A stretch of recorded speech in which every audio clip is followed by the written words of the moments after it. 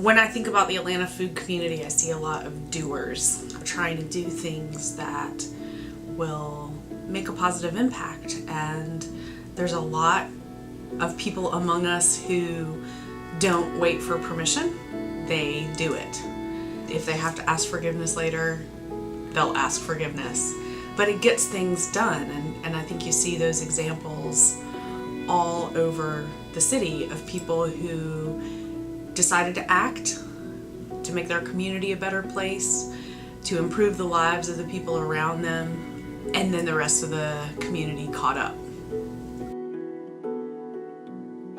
When I think of the Atlanta food movement, it's got such character and depth, and there's so much happening. And when I think about the leadership and the faces at the forefront of the good food movement, it's truly inspiring. The people that are doing this work are so committed to it, pouring themselves into this work. You don't see people kind of come in and out of this world. Truly Living Well has been a leader in urban agriculture. And many, if not most, of the folks involved with urban agriculture have come through Truly Living Well one way or another. Because you have folks who are passionately involved with their work, with this issue, and who have invested their lives in this work. Overall, the movement continues to grow people and grow community. I think the Atlanta food community needs to make sure that we've got really talented, authentic, genuine people who love service stay in this community and help it grow. I think in order to do that, it's just about cultivating what feels right and good and strong, and again, keeping that talent here to make this even a more vibrant, growing city than it already is. What kind of kept me here is just the growth, the progression of Atlanta during that time. It was growing significantly. The food scene was growing.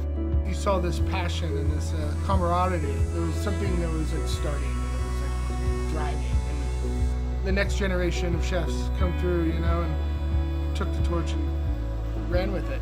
Atlanta's food community is on the rise more than ever and is continuing to grow. But I think the most important thing that we do as chefs is that we bring young people into our kitchens and we instill the value of knowing about your food and where it comes from. And I think that the people who come through our kitchens take that with them wherever they go. And I think that's really the future.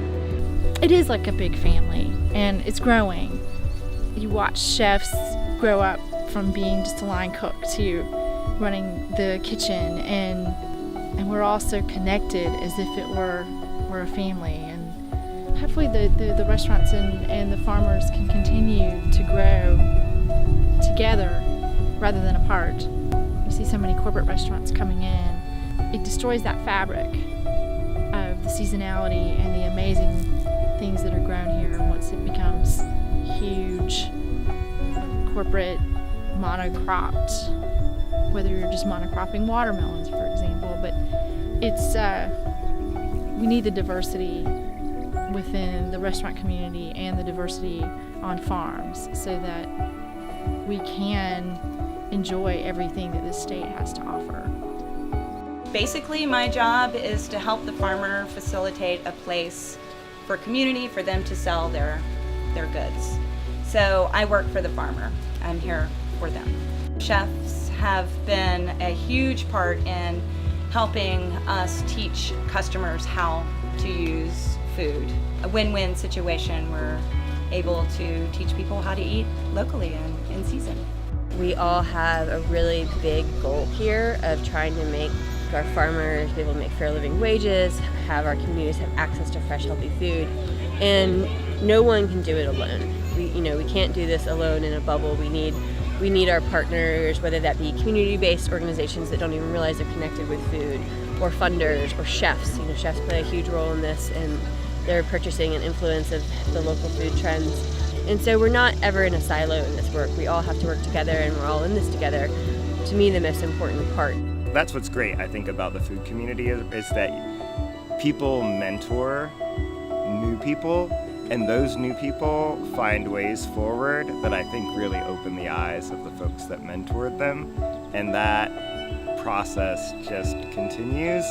So I've learned a lot from the young farmers that have worked for me, like in seeing what they do and how they sustain themselves and how they figure out how to make money and how they figure out how to have some quality of life and do a lot of hard work. I find it really inspiring. I've been doing environmental work for over 15 years, and when I started to cross over into the food movement, it was this incredible thing for me because I've never experienced this culture generosity like I've experienced with the growers and the chefs. And it's not just food, it's like there's a hug to give you, and there's seeds to share, and there's ideas, and like, hey, I did this, it didn't work, let me show you what works. And there's so much exchange and generosity happening in the food movement. I have a little answer when people ask me about, you're planting fruit trees, Robbie, and it's gonna make this huge mess on the ground with all the fruit falling. And I said, no, that's a problem we can eat ourselves out of. Because it shouldn't even be falling on the ground in the first place. We should be recognizing it ahead of time. Hey, this is something valuable to myself and my body and my children. I'm gonna go get that and prepare something and nourish myself. And that's really empowering. I want that happening in every community.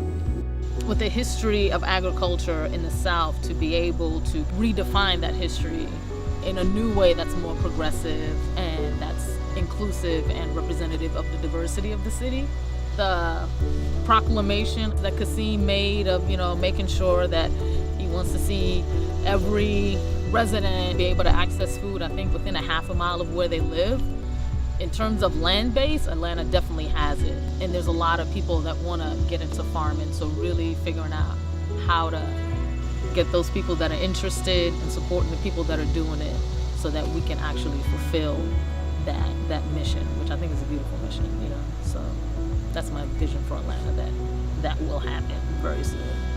So the vision that we're trying to create is, I think, inherently good and inherently important. What makes it even more meaningful is the fact that we're doing it here in Atlanta. We're doing it in a place that has a tremendous amount of food waste from all the residents of Atlanta, but also the waste of human potential.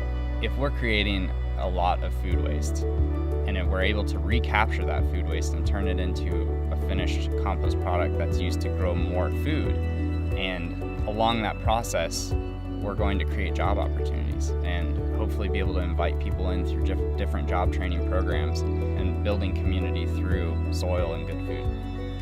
What's so beautiful about what's happening in Atlanta's local food movement is how communities are feeling empowered through food and finding ways to bring community vitality and this vibrancy back into their community, and that's where the hope is. We have lots of great organizations, but I don't know, much like our government or other organizations that do a lot of good work, I constantly see different places doing the same thing.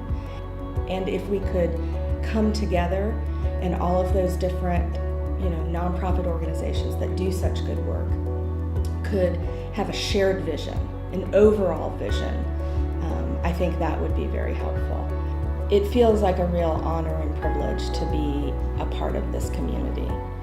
I hope that I won't ever take that for granted. We're all responsible for doing the good work, and we're all responsible for encouraging other people to do that good work. It's incredibly motivating and inspiring to be surrounded by people who work their asses off to create a stronger community here, to also have really close personal relationships with so many people who are involved with this work. I think that we really hold one another accountable.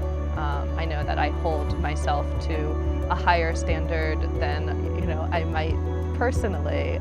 I didn't have so much care and compassion for others that do this work. There's a real spirit of togetherness here in Atlanta. Whenever I'm in a room full of people from the food community, something sparks. There's such a great spirit of willingness to help and to be involved.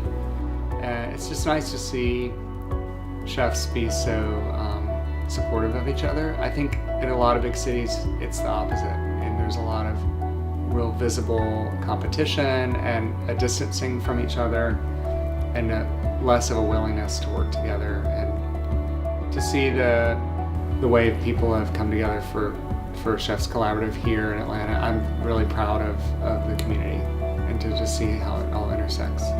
Farmers and chefs and the culinary community are two of the hardest and most hardworking professions, and it's interesting that they're paired so closely together. I think what we have to do is get people closer to food, and I don't mean just miles away from food, but a deeper understanding of food and the food's impact on their community and their personal health. And we're fighting a big, big global food system that has other ideas for us. And so we have to take ownership of our food system and forge a new path.